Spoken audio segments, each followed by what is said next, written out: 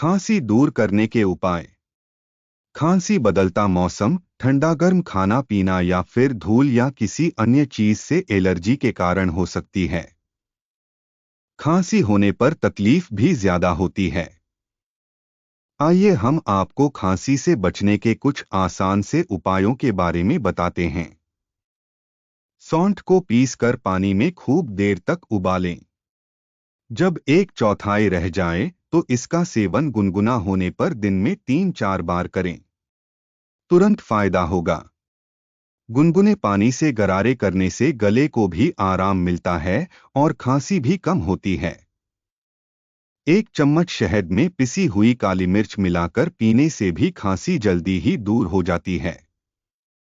1 चम्मच अदरक का रस में 1/4 शहद एवं चुटकी भर हल्दी मिलाकर लेने से खांसी जल्दी ही दूर हो जाती है।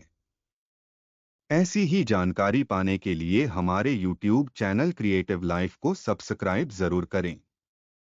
कृपया शेयर करना ना भूलें।